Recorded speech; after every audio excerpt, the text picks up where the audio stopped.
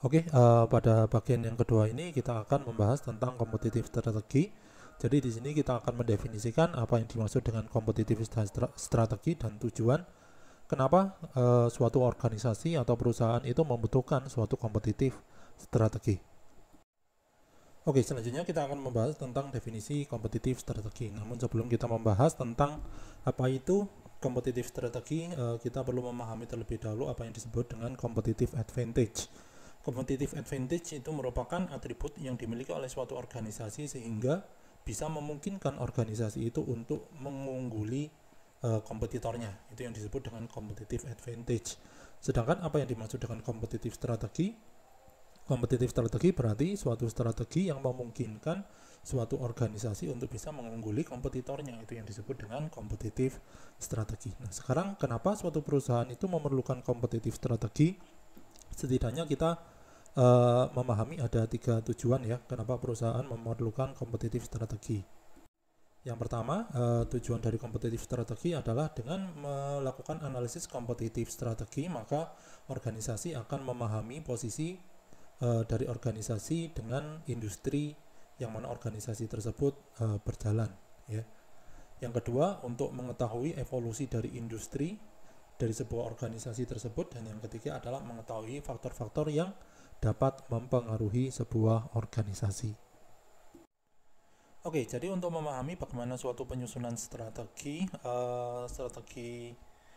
untuk menghasilkan competitive advantage ya bagi sebuah organisasi, maka kita perlu memahami terlebih dahulu pendekatan-pendekatan klasik yang bisa digunakan untuk menyusun suatu strategi organisasi.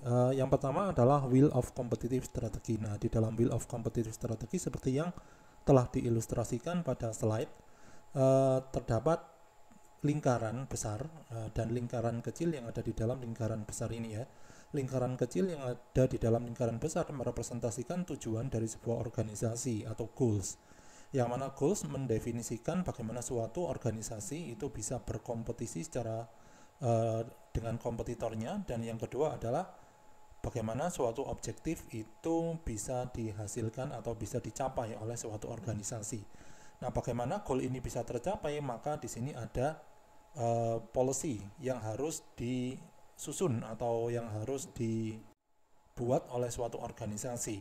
Policy itu terkait dengan hal apa saja? Terkait dengan produk line, target market, marketing, sales, distribution, manufacturing, labor, purchasing, research development, dan terakhir adalah finance dan control. Jadi seluruh komponen tadi itu harus memiliki suatu policy atau aturan, yang mana aturan-aturan ini itu harus saling terkait antara satu dengan yang lain, sehingga di dalam implementasinya nanti aturan tersebut akan membantu organisasi di dalam mencapai tujuan. Nah, itu merupakan salah satu langkah klasik atau pendekatan secara klasik di dalam menyusun suatu kompetitif strategi yang disebut dengan Wheel of Competitive Strategy.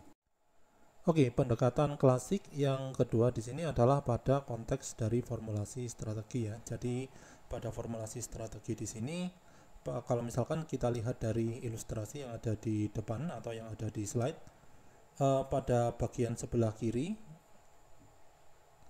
suatu kekuatan dan kelemahan dari suatu organisasi itu akan berelasi terhadap aset dan skill atau kemampuan organisasi di dalam menyusun atau di dalam berkompetisi.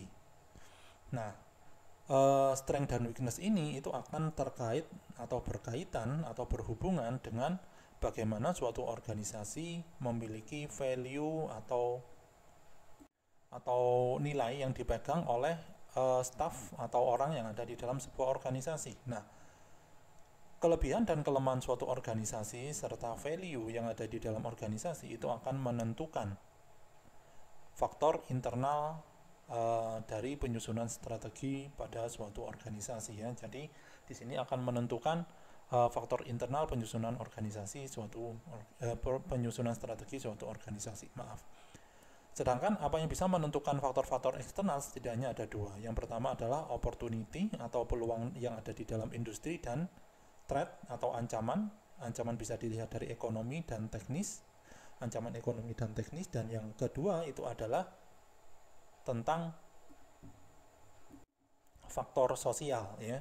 Yang mana contoh dari faktor sosial itu adalah seperti policy atau aturan yang dikeluarkan oleh pemerintah, permasalahan-permasalahan sosial dan yang lain sebagainya. Nah, itu akan membentuk suatu faktor eksternal dari sebuah organisasi, sehingga jika kita menggabungkan faktor internal yang ada di dalam organisasi dan faktor eksternal yang bisa mempengaruhi organisasi yang ada di luar organisasi, maka kita akan bisa menentukan suatu pemetaan strategi. Dari kompetitif akan bisa menentukan kompetitif strategi pada suatu organisasi.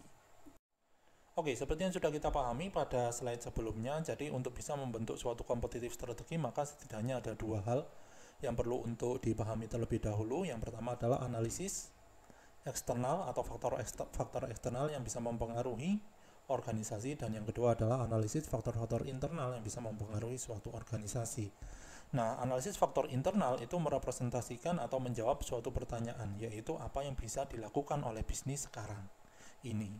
Bagaimana cara untuk bisa menjawab hal ini? Maka setidaknya ada dua langkah. Yang pertama adalah dengan mengidentifikasikan kira-kira apa suatu strategi yang dibutuhkan bagi organisasi untuk bisa menjawab atau bisa meningkatkan skill maupun nilai yang dimiliki oleh staf maupun orang-orang yang ada di dalam sebuah organisasi. Yang kedua adalah mengasumsikan posisi dari suatu organisasi, kelebihan maupun kelemahannya, kompetitor, dan tren di dalam suatu industri untuk bisa melihat apakah suatu strategi yang sudah disusun itu make sense atau visible untuk dilakukan atau tidak. Yang kedua adalah dengan cara untuk memahami apa yang terjadi di lingkungan sekitar suatu organisasi, yang mana lingkungan sekitar organisasi itu akan bisa dibedakan menjadi 4. Yang pertama adalah industri, kompetitor, societal atau society, dan yang terakhir adalah strength dan weakness. Industri analisis itu artinya adalah kita akan, atau organisasi atau perusahaan akan mencoba untuk menganalisis kira-kira faktor kunci apa yang akan mempengaruhi suatu kesuksesan di dalam mengimplementasikan strategi pada suatu organisasi.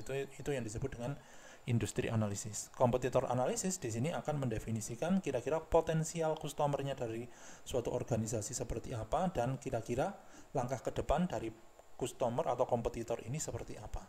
Itu yang disebut dengan kompetitor analisis. Societal analysis berarti suatu organisasi diharuskan untuk memahami terlebih dahulu kira-kira apa pengaruh dari policy atau aturan yang dikeluarkan oleh pemerintah, permasalahan-permasalahan sosial, faktor-faktor politik yang bisa mempengaruhi peluang maupun ancaman dari suatu organisasi. Yang kemudian peluang dan ancaman ini akan digabungkan dengan strength dan weakness yang didapatkan dari hasil analisis suatu faktor-faktor internal yang bisa mempengaruhi keberhasilan strategi suatu organisasi, sehingga kita bisa mendapatkan suatu strategi kompetitif yang bisa diterapkan di dalam organisasi. Nah, bagaimana sih caranya untuk bisa memahami lingkungan eksternal dan lingkungan internal? Maka salah satu cara untuk bisa memahami lingkungan eksternal itu adalah dengan menggunakan suatu alat analisis yang disebut dengan Five Forces Spotter. Nah, untuk berikutnya kita akan mencoba untuk membahas tentang Five Forces Spotter.